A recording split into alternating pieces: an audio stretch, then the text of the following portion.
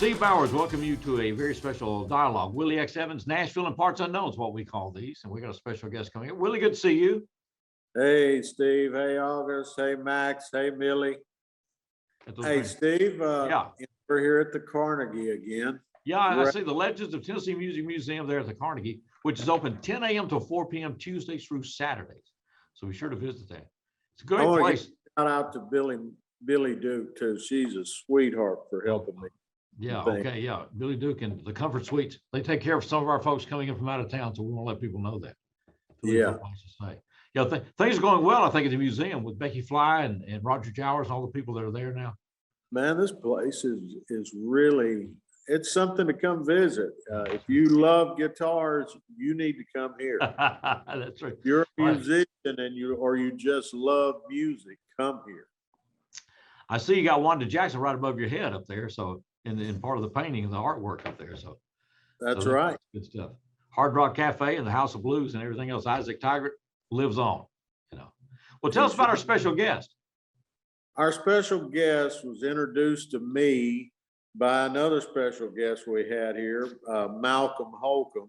But Malcolm said, you got to talk to Ed and get him to come on and tell you some of his tales. So I said, well, hey, Malcolm, if you're saying that, we got to get Ed on. And this is Mr. Ed Snodderly. Yes, thank you. Yes, Ed, it's good here. Good to see you. And it's nice to be endorsed by Malcolm Holcomb, so thank you. One of the first questions, are these tales that we can tell on the TV, or do we need to do that somewhere else? Most of them, no. I mentioned to Malcolm the other day, he goes, why did you bring that up? We're talking about some little place in Charleston, South Carolina. And he goes, and he really was, why did you bring that up? Anyway, it's really good. So Ed, life began for you where? I'm from East Tennessee. East Tennessee. All right. So you're home. I born down in Knoxville to my dad, who was a Fuller Brush man. And he's from a side of family that were farmers. His dad was farmer. And my grandfather was an old time fiddler who would compete in a little fiddle contest with his brother in Knoxville. Okay. And so I come from East Tennessee. My mother's from down on the plateau of Monterey, Tennessee, land of the Monterey Hotel and a fellow who ran the hotel by the name of Ray Hicks. Okay. And people who would come through Monterey, like Flatt and Scruggs, would all stop at his hotel and hang out a little while. He has all these scrapbooks. Actually, Ray King, not Ray Hicks. But yeah, I'm an East Tennessee fellow. Guy. Okay. Fuller Brush, you almost have to explain to people now, but these guys went door to door. They were the back in the days when you went door to door and had merchants and peddlers and all that other good stuff out there. It's true. And I'm amazed now at how my dad raised my family. I have a sister and my mother, and it's, you still see that product in people's corners in the kitchen. You'll see a broom. And it was good quality stuff. He was a great salesman and a very, very cool guy. He gave me my first guitar lesson. He said, you got to learn G, C, and D and quit thinking about electric guitar until you can play G, C, and D. Okay. So what age were you when you got the guitar? I got my guitar when I was 12 years old. Okay. And was the it something guitar you wanted or something he just encouraged you to take up? Or nope. I walked through the living room one day with my mother was sitting there in the chair that she always sat in. And she goes, would you like to learn to play the guitar? And by the time I got to my room, I said, yeah, I think I would. And she said, well, we'll get that guitar that's in the attic there at your grandparents' house, farmhouse. And I'd seen the guitar, had 3 strings on it, had a senor and a senorita and a palm tree painted on it. And it was the guitar that my dad and his brothers bought Hoe and Tobacco back in the 30s. Oh, wow. So I started on that guitar. And then, just being 12 is just stuff was happening. I was already starting to want an electric guitar. And that's when he set me down. He goes, this is what you got to do. And that's the last time he played the guitar. Is that right? I can't deal with getting calluses back on my fingers. But if he hadn't given me that lesson, I would have drifted off thinking about something that I didn't have, that didn't get me to learn on what I did have. Okay. And that was a really good lesson for me. Okay. So you picked this guitar up at 12 years of age. Where does it go from there? I picked it up. So for a year or two, I'm just floundering around looking, figuring out a good guitar lesson with G, C, and D.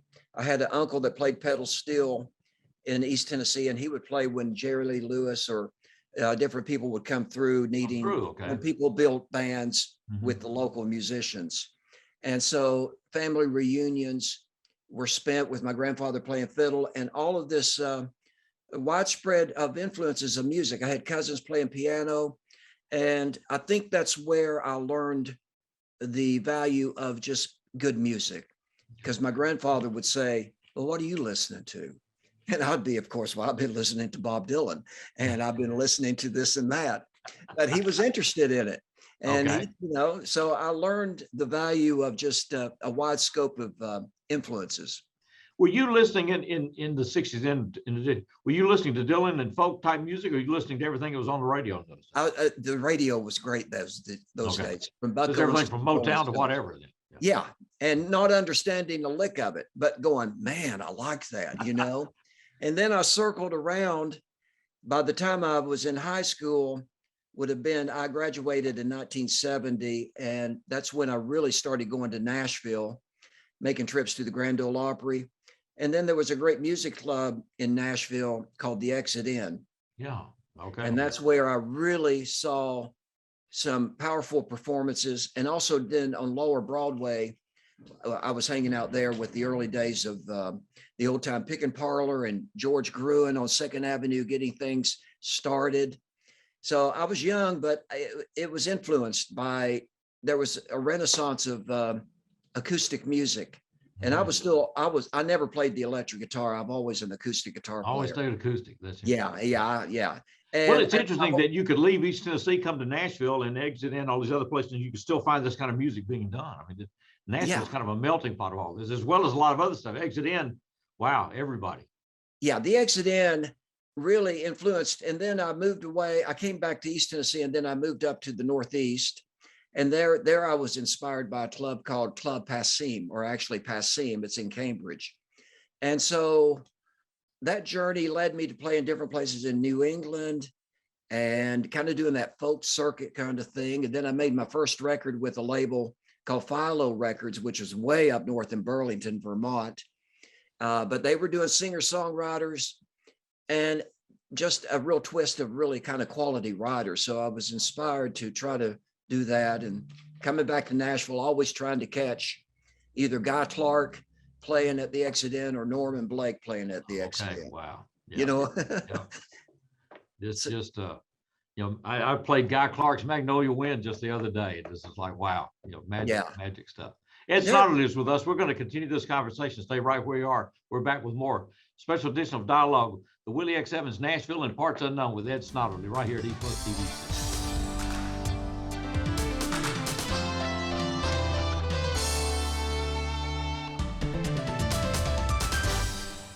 Welcome back to Dialogue at E+ TV6 with Willi X Evans, Nashville and Parts Unknown. Our special guest is Ed Snodderly. Willi, we were hanging around at the Exit Inn, all this stuff. It just didn't take for us, I don't think. So. It didn't take. Something happened. What are Just you all kept buying talking tickets about? trying to get in. Yeah. Spent too much time across the street at the Gold Rush. Oh, yeah. I love that. Yeah, that some people go up there and learn and make contacts and everything else. Some just go up there and whatever, right? Have a big time. That's right. Marshall Chapman was across the street a lot. We're singing over there. Oh, man. Anyway. Magic days, magic times. Yeah. And then you go up to the Northeast. When do you come back south then? I come back south, and I came back south on and off, but I was up in the Northeast for about 4 years. I came back, and there was a friend that I had befriended here, and he said, well, we were playing places, noisy places, and I had been influenced by the Exit Inn, Passim, a few other places. And he goes, I'm going to open me up a place. I go, yeah, let's open up a place where people come and listen to music. So I officially moved back when we opened up this place called the Down Home, and that was in 1976. Okay. And through the influences of traveling around, I knew what would make a good little place. And he had the personality to go, and we made a place where people came and the musicians go, this is really cool. This is really good. Because we were just trying to be, we're just in tune to being courteous and having good hospitality and having fun. Where was the Down Home? The down home is still in existence, and I'm still the owner. Still there, but it's in East Tennessee, right? It is, and that's where I live. I live in Johnson. Okay. East Well, Tennessee. is that where you started? Did you start in Nashville, or did it start there in East Tennessee? I just traveled to Nashville. Okay. In high school, out of high school, I just kept making the trip. Okay. And it's a funny thing. I'd come to Nashville going, damn, I wonder who's playing at the Exit Inn. Oh, and I go to and see the marquee. Oh, okay, it'd be fun. And it never occurred to me to call information and make a phone call and go, who do you got lined up? It just was not in my head to even think. So I just used the journey to go, oh, I hope someone really good I want to see. I've driven to Nashville hoping somebody I want to see. Yeah. Yeah. Wow. Yeah, it's kind of weird. It's like, why didn't you call the club, Anyway. And when you get back to, of course, Bristol has got this museum now and oh, yeah, really expressed the special claim that it has in the recording of country music, which is just sets everything in motion. Right. But when you came back, that wasn't there yet. No, it was a long time for that to come in, 25 years ago, if that. When we started the Down Home, there was still a landscape of small clubs around the country opening up for the necessity for people like Gamble Rogers, for people like Newgrass Revival, for all of the Americana acts that we call Americana now. Okay. The Red Clay Ramblers. We had old time music, we had bluegrass, we had folk trio, whatever, folk music, whatever it is. But we provided a stage to help a lot of these people have a place to come to, So where's the Down Home today? If I drive into, is it Bristol? It's in Johnson City. Johnson City? Okay. It's corner of Where Main. is it? It's on the corner of Main and Watauga, about 5 blocks from downtown. Okay. Place where it's always been. I would dare say if someone came in and said I was here 40 years ago, I'd say it looks about the same, doesn't it? And they go, sure it does. Pardon me for not knowing, and it's something I should know. So I've got. No, it's quite all right. We're kind of like kissing cousins to the Station Inn. Okay. Station Inn is 2 years older than the Down Home, and some people go, yeah, but Down Home's a lot cleaner. It's like, well, we are pretty clean. We wax the floor and all that good stuff. Okay. But it's a good old place. But now people who got their start here have been coming back. Alison Krauss played here a whole lot, Sam Bush and that whole crew. So it's nice that we've made a big circle to come back. Okay. And then, so it's turned out, I guess, to be everything you had hoped it would be when it started. Well, it ended up being a lot longer than I thought it would be. I was always growing up loving, I was raised on being close to being on a farm, had clubhouses, houses in hay barns. And where I learned to play music was a converted little chicken house with a couple of friends. And then I get the Down Home, and it was just basically a bigger version of a clubhouse. Yeah. With a lot more characters, and the musicians coming in. Steve Young played here a lot in his early days. And then we had Willie Dixon, John Lee Hooker. Oh, wow. Had all the blues guys. And up until he quit touring, Billy Joe Shaver would be here at least once a year. Is that right? Okay. Yeah. And so I'm very proud of it because it's never been a corporate thing, even though we're incorporated. It's just been basically, I've always defined ourselves as sort of just like being a group in a van, that we're just a van, Yeah. It also shows, Ed, it's obviously a visible demonstration of the fact that this music, black and white, is connected. It is. And it's just somehow with the commercialization, somehow the tensions now, people want to separate it. It's taking on different expressions now, but at its core, its root, I've always felt it was the same music. It is the same music. You asked what it was like before Bristol and a lot of money coming in, tourism. Right. It was very rural. There was still a lot of, and I played them. There's still a lot of like way out in the country kind of get together, jam sessions. Mm-hmm. It was still very rural, and the music was still very, very tied to the soil, so to speak. That's what makes it work. Well, what is Ed Snodderly music? It's a combination of all these things. It's like Malcolm music. Malcolm and me are pretty good friends. We play music together. We've traveled, gone to Europe together, all that good stuff. He grew up on the other side of the mountain. And we were raised with the traditions of old time music in our blood, hearing it, being little kids, seeing street preachers on the corners of these little towns that we grew up in. And then the influences of someone like my grandfather saying, "What are you listening to?" Okay. My thought is my music is a combination of whatever makes the lyric pop out. It's either old timey or it's a little rhythm and bluesy kind of thing. Okay. It's just what it is. But I would say it's basically focused on the acoustic world. Okay. Even though I've made a new record and people like Kenny Vaughan and Steve Henson playing pedal steel, and it's kind of, I said, I want to make a record like the early 70s. So it's coming out like that pretty good. Good. We'll pick that up in just a moment. Ed Snodderly is with us, and this is Dialogue at E+ TVC.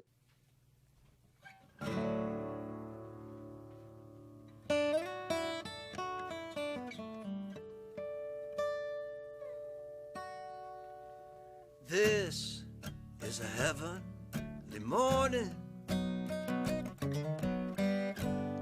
a clear blue-eyed breeze is blowing through an old magnolia,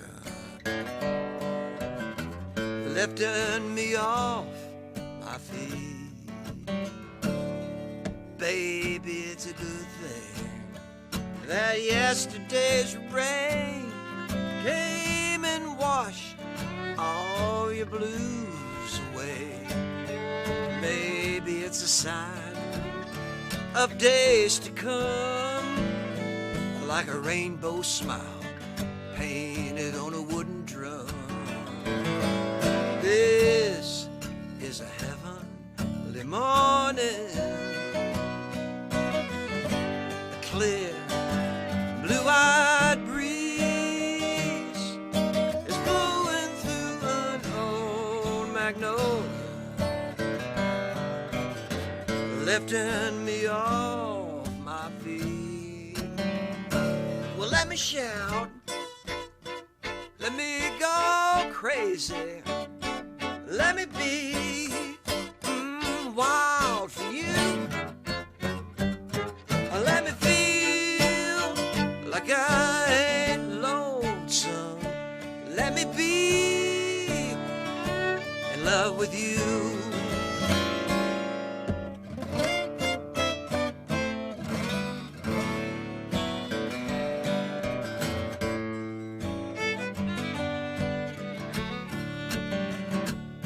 If it can be that your love is true, and the simple wish it can be getting through, I'll find in your eyes you've been gently swayed, like a shy monk dancing with a laughing sail. Let me shout, let me go crazy, let me be wild for you. Let me feel like I ain't lonesome. Let me be in love with you. This is a heavenly morning, a clear blue-eyed breeze is blowing through an old magnolia.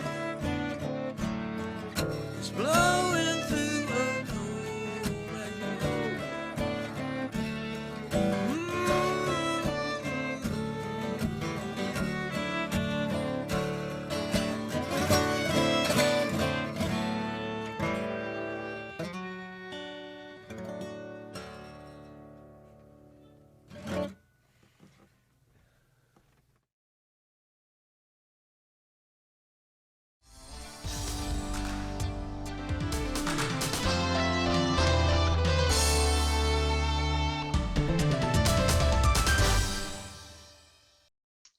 Welcome back to Dialogue at E+TV6. We're going to continue a conversation with Ed Snodderly here. Willi X Evans set this up. Always our thanks to him for putting together these Nashville and parts unknown editions. Willi, I'm reminded, talking to Ed, that whole Mountain of East Tennessee thing is just kind of has been outside my scope, really. And I hate to say that. Mine too. I mean, we know the expressions of it, the recordings and everything else, but that sense of it and having been there and that all the clubs and places to play and the different things are there, it's a different experience. Whole nother music scene over there. It sure is. I guess it is parallel in some ways, I guess, Ed, you know, with the juke joints and little honky tonks and places that are in West Tennessee, but I guess there is something distinctive about mountains, the separation of the culture there. Well, it is. And, you know, I mean, we've endured a lot of different stereotypes. And musically, though, we reign pretty high in the world of esteemed, like, yeah, thank goodness there's a Dolly Parton, okay, you know, right. All of that stuff. You know, I mean, even me, I'm pretty young. I grew up going, oh, y'all wear shoes there. And when I moved to Boston, man, I was like this token Southerner. They go, yeah, I think I was in the band because I talked with the damn. Okay, yeah. Let's everybody be quiet. Listen to Ed talk. Yeah, okay. That's right. Ed, so you're obviously still working on projects. What do we need to know about what you're doing today? Well, I'm very excited what I'm doing today. I've been making records. I did have a little group, and we still are together, called the Brother Boys, and we called it New Hillbilly Music. We featured me and my partner, Eugene Wolf, singing duets. So we kind of copied ourselves on the Wilburn Brothers and some of the early brother duets, Louvin Brothers. We created a play back in the 80s about growing up in East Tennessee, and that's where our little act appeared. And we took that show to Russia, San Francisco, all over, parts unknown of the South. But that's a group that I have. So we still sing it's eclectic. And then I have just made a new record featuring some really great musicians and friends of mine in Nashville, and it's produced by a fellow by the name of R.S. Field, who's produced Billy Joe Shaver and Webb Wilder and John Mayall. So we have made a really cool record with Bill Vorndick recording and mixing.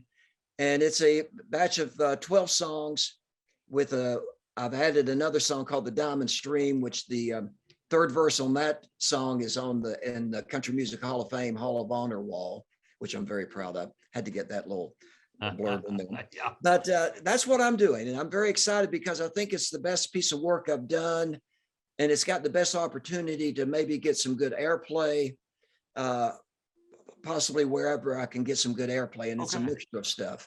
So what is the name of the album? How do people get it or listen? Well, it's not out yet, and it's just now being mixed. I'm hoping. Oh, so you're mixing it? Okay. Is there a working title for it? I'm calling it Chimney Smoke. All right, well, I'm gonna write that down. And when do you expect it to be released? September. Okay. Yeah. The first verse of the Chimney Smoke is, remember when they thought we didn't wear shoes and had a little laugh at the way we talked too. Rolled her eyes because your granny knew, throw nothing away that you can use. That's a good start. Anyway. Do you still teach? Yeah. Do you still teach? I do teach. I teach at East Tennessee State University. They have a bluegrass old time program there, and they've had it for a long time. I teach songwriting there, or I show up. I can't teach songwriting, but I'm there to help. And that's a really, that's a program that you can major in bluegrass. And there's been a lot of graduates. Is that right? Who are playing. ETSU. Okay. Rhonda Vincent, all about it. So many bluegrass bands on the circuit today. There's a lot of ETSU graduates and playing the heck out of the instruments. Okay. You know, so yeah, I teach, run the music club, and then the music is the main way that I earn my living, or getting out and playing. So, okay. Yeah. Yeah, that's got to be satisfying, I would think, to see a state university take that up as part of their curriculum. It is. That got picked up in the late 80s, and there have been several programs to pop up around the country. In Kentucky, Texas, there's all kinds of programs now. I mean, this is even before Belmont got its big music thing going. Okay, thing going, yeah. We have one similar here at the University of Memphis Lameth, a music program here. Yes. But I would think ETSU with that bluegrass, that whole mountain tradition would be a real unique feel to it. Hey, I've had students from Japan, lots of Japan students, several students from Alaska. Okay, the program has evolved. In the last 10 years, I've had several students from Tehran. Okay. That is okay. I mean, who are just like, I want to play country music, and they come from Tehran. Lots of South Dakotans. It's a really cool mix. So for me, I get to kind of give them what I know here, and they get to give me what they know from where they are. So it's a good exchange. I don't know what it is, but it touches the world. And when people hear it, regardless of their culture, it seems to speak to them. It does. It does. I mean, the guy from Tehran, in Tehran, he wore a white cowboy hat. And they said, everyone looked at me like I'm weird, but I knew what I wanted to do. I want to go to the States, and I want to learn country music. Okay. It's cool. Was he able to describe why that was the case? What he heard in that, or what it did to him? Well, like I mentioned a minute ago, we wrote a play about growing up in East Tennessee, and it had poetry. It had little vignette scenes. We had our skit where we kind of acted like we were Saturday afternoon TV when Flatt and Scruggs Porter Wagner came on. We did that. We went to Russia and played it really in the backwoods of Russia, and we connected totally. They knew the stories. They knew what we were talking about when we were talking about home. Okay. And missing home or being home. And so in Tehran, I just said, are you able to say how you feel? He goes, yeah. He says, if they don't like it, and this is what he did. He goes, he was serious though. Yeah, I started saying, yeah, that can be taken literally. Yeah. And if people want to follow your work, how do they do that? What's the best way to do it? Well, I've got all of the little things going. I'll just tell you, I don't like all of that stuff. I'm too busy doing other stuff, but got Facebook page. I got my website, Eddie Lynn Snodderly. That's my legal name.com. Okay. So, you can find me. You can find me. Just Google him. He's right there, and some great work coming in. We're sharing some of that today. Ed, a real pleasure having this opportunity to talk with you. Hey, if you come to Johnson City, you got to come see me. We need to. We've got to make that trip. I want to go to Bristol, the museum, and you see it. It was beautiful. It's great. Yeah, it's great stuff. Willi, thank you for setting this up. Ed, thanks for the time. Thank you, sir. Absolute pleasure and continued best.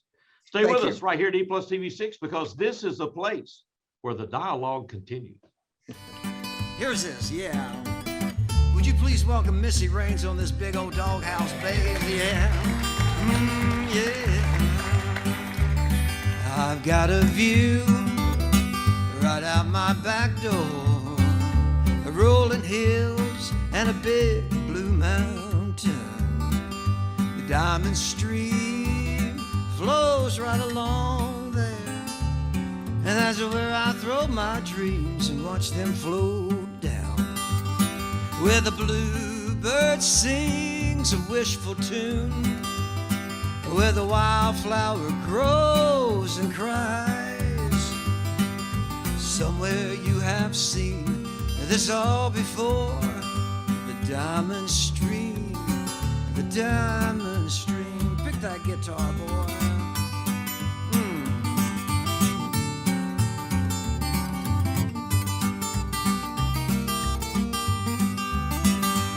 In the morning when I wake up, I'll call your name. I wonder if you remember me. Go down to the grassy side to see your face in the diamond stream, the diamond stream. Pick that guitar again.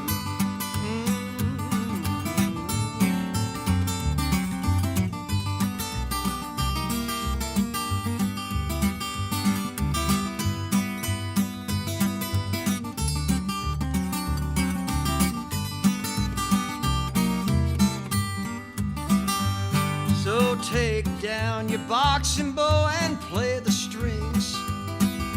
Whisper up your own traveling tune, and listen to the sound that the water makes in the diamond stream, the diamond stream.